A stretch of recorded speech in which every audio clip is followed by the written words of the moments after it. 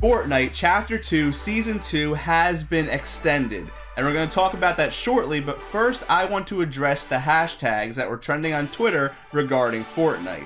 For those of you that may or may not know, RIP Fortnite and Thank You Epic Games were both trending on Twitter. The first one was RIP Fortnite, the second one being Thank You Epic Games. For this video, I'm going to put some Team Rumble gameplay behind me, some fun, carefree Team Rumble gameplay just to set the tone. I just want to start by showing you a couple of tweets from each hashtag to show you exactly what we're talking about. Alright, so starting with the hashtag RIP Fortnite.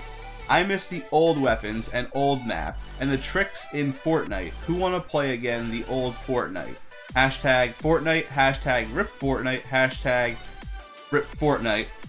They had to put it twice, but this is a picture of the an OG version of the map. Anarchy Acres, we have Tomato Town, definitely OG. Okay, tweet number 2. Yes, yes, the day I've been waiting for! Exclamations, hashtag RIP Fortnite. And a picture of hashtag RIP Fortnite trending. Okay, tweet number 3. Hashtag RIP Fortnite. Let's stop comparing Minecraft and Fortnite and let people enjoy their game. Minecraft is good, but if you like Fortnite, I respect your opinion. Minecraft good, Fortnite bad. This tweet I can actually get behind.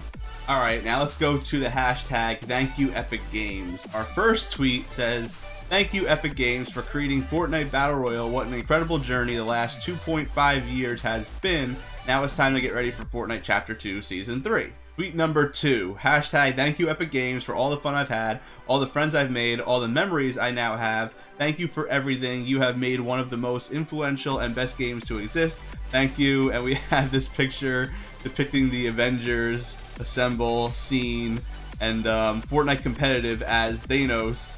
And that's pretty funny, actually.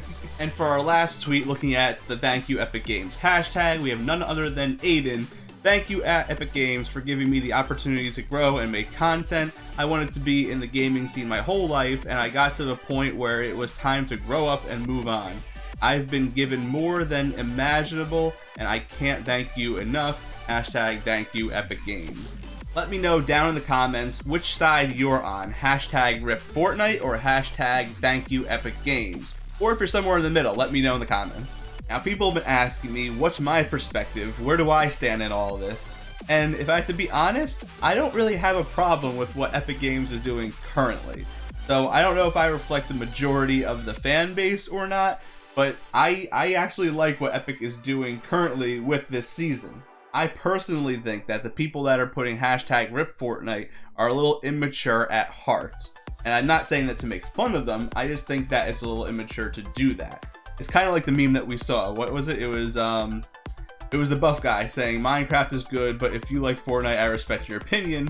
And the clown saying Minecraft good, Fortnite bad. I'm not trying to put anybody down in this video, but I think it's a little, again, immature to say those things when you know people enjoy the game. And what's the issue with people enjoying the game? Some people feel the need to put other games down, maybe for whatever reason it is, but they think that their games are superior, or that people can't like something different because they like something, so this is good, this is bad kind of thing. It all comes down to personal preference at the end of the day, and I personally like Fortnite. I personally like a bunch of different games, and I don't see or ever feel the need to like put other games down. I think that once you've matured as a human, you're able to see things from different perspectives. And I think the people that just want to see Fortnite die, or that want to see Fortnite taken down by another game, it says more about them than it does about Fortnite. At the end of the day, who is the judge? You have to ask yourself, who's the judge of what game is good and what game is bad? What's the criteria they're judging it on? Normally, they're just judging it on, do they enjoy the game, or does the game frustrate them in some way? And at the end of the day, everyone enjoys something different. Everyone's allowed to like something different. And no game is bad at the end of the day if people are enjoying it. If people are saying a game is bad at the end of the day, it says more about them, and they have to figure out why they're saying that. What is the reason for them needing to say that to someone who enjoys the game or just in general? That kind of brings me to my next point, which is how gamers have been evolving over the years. And in my opinion, I think it's for the worse and not for the better. I think that in general, people's expectations are very, very high. And in reality, Fortnite kind of made it that way for a lot of people. Fortnite is unlike any other game in that they update constantly. They kind of set a standard, and a lot of games don't live up to that standard. I don't know if any game lives up to that standard that Fortnite has kind of set. And in general, I think people are really getting a sense of privilege. There was a recent announcement where Fortnite decided to split their prize pool between console and PC, and a lot of PC pros got really upset because they'd be making less money playing this tournament. This made a lot of the PC pros who are complaining about this seem really spoiled. Back in my day, we didn't have this opportunity. We didn't have the opportunity to win so much money playing an online tournament that everybody has access to. You'd have to like fly out somewhere and play a tournament for like $100 or something like that.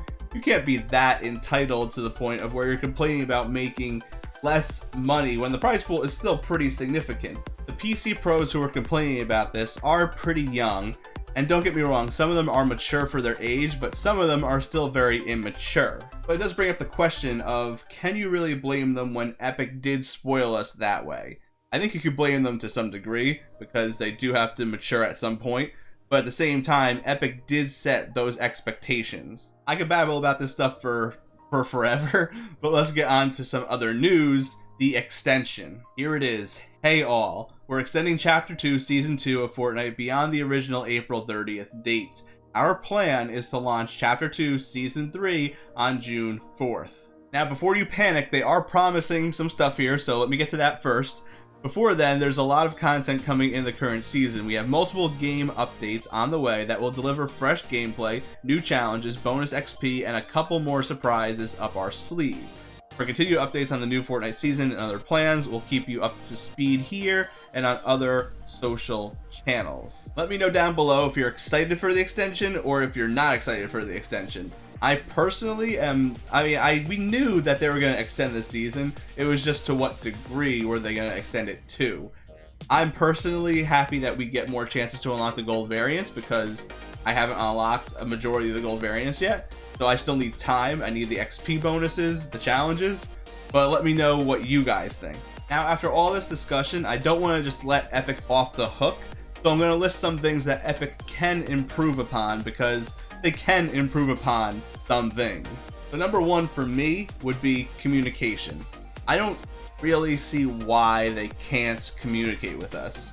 I'm not sure if it's just something they want to do with their game and have it be mysterious or let us find out things on our own. And I get that to some degree. I do enjoy discovering some things on our own.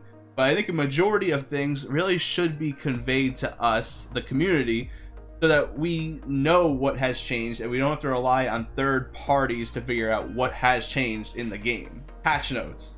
Patch notes are dearly missed in our community, and patch notes just gave us a way to brief ourselves and be prepared for what came with the update. I don't see why they can't give us patch notes. I don't know if they're waiting for a future season or two to start implementing those again. I know they wanted to kind of start over fresh with Chapter 2, and I think that was a good call on their part, but we can still have patch notes. There are some examples of some pros going into tournament settings and not knowing that something has changed in the game and figuring out mid-tournament.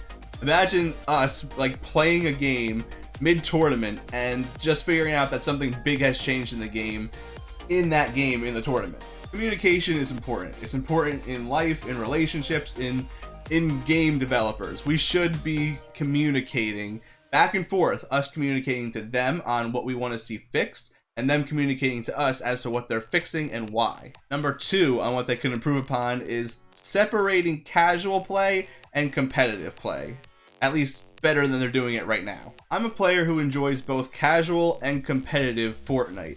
So as a casual player, I go into a game maybe to record a challenge or just to have some fun, and the games are really sweaty. As a competitive player, there are a lot of challenges to overcome with that, such as the patch notes not being there, and just in general the loot pools being not as competitive as they could be, like heavy snipers and miniguns being literally everywhere now. I just think Fortnite needs to make it more defined as to what's competitive and what's not. They can have more of a crazy loot pool in the casual play, make it more fun and wild, and in competitive they can keep it more strict as to what's allowed. Now, we don't want to cater to either side too much, because that could get Fortnite in trouble. If they go too competitive or too casual, it'll frustrate either other side. But I think in general they need to find a balance, and they really need to like make it known as to where they're going with both sides. We want people to be able to jump into Fortnite and have fun like they used to. With skill-based matchmaking being a thing right now, I'm not even sure if that's possible. I also don't know if you want to take out skill-based matchmaking, because some casuals really enjoy the skill-based matchmaking at the moment because they're actually getting wins because they're not stacked up against pros. Maybe they could have different playlists be skill-based matchmaking while some playlists aren't, so that you can random duo and maybe get like a better duo match with a lesser duo, or have those dynamics that you can no longer have because of skill-based matchmaking anymore. You'll never be a bad player running into a good player, which for some people, that was cool. Like, you could be a bad player running into Booga, and that was like, wow, I just faced Booga. But you'll never have that anymore. And you can never be a Booga and then run into a bad player, because you're just constantly matched with sweats, people of your own skill level. Fortnite just needs to make it so that there's a possibility to join a game and pair with anybody, have fun, and then make it so that the competitive side is just that, competitive. Number 3 for me would be build a strong community. And I think games with strong communities often thrive. So if you have a good community, you'll be there for a long time. I think that Fortnite has kind of made it hard because they don't communicate as often as we would like them to. And without that open line of communication, it's hard to have a strong community. Fortnite can also do better in supporting third-party things, like, for example, Friday Fortnite. Friday Fortnite was limited in the prize pool that they were allowed to do, and also Fortnite started putting on their own events on the same day where Friday Fortnite was going to happen. So instead of limiting those events or trying to overshadow them with your own events, just empower those events. Really build that community where it's lacking. Ultimately, we are the community, and we help Fortnite either thrive or fall. So let's help it thrive, let's bring it back up, and let's just accept everyone's likes and dislikes in gaming. Ultimately, we have a lot more in common than we give ourselves credit for. We're all gamers, we all enjoy gaming, and I think that that's what we're losing here, is that if you like Warzone or if you like Valorant and I don't like those, I shouldn't have to express that those games aren't good or that they're bad to any degree. In fact, I know they're not, and why would I do that? Why would I want to put your game down? The same way that if I like Fortnite, why would you want to put that down? Let's all be mature and let's acknowledge that people can like different things. And just because we don't like what other people like, it doesn't mean that their tastes are wrong or that they're bad. With this extension being a thing now, Fortnite does have to step it up. They will have to deliver on some things. New challenges, bonus XP, fresh gameplay, all those things should be answered. And when other games do rise up like Warzone or like Valorant, Fortnite has to step it up, and Fortnite always does step it up. Competition in the gaming space is great for all games. So when one game comes about, another game works harder, another game will work harder, and we'll get better content in all games, which is all that we want as gamers, are for games to deliver. Alright, I think I've talked long enough. Let me know down in the comments what you think overall. Let me know if you agree with anything I said or disagree with anything I said. Again, I kind of want it to be a discussion down below, and let your voice be heard. If you are the overly negative person or overly positive person in the gaming community, leave it down below and let us know why you think that is. Fortnite is not dead. Fortnite's not going anywhere. Apex Legends isn't dead. Warzone isn't dead. None of these games that people say are dead are actually dead. 99% of the time when someone says a game is dead, it's just not true. Just as I'm finishing up this video, Fortnite Status has tweeted out that version 12.40 is scheduled for Wednesday the 15th. So we should be seeing content in the game really soon, which means you'll probably see another video on the channel very soon about that update. But just remember, at the end of the day, all that matters is that you enjoy the game that you're playing. Don't let some pro players' tweets or the hashtag #RipFortnite trending influence your like of the game. No matter what game it is, if you enjoy it, you're enjoying it. At the end of the day, that's all that matters. Thank you for watching this video. Again, discuss in the comments your thoughts, and I'll see you guys in the next one. I hope you enjoyed. Bye-bye.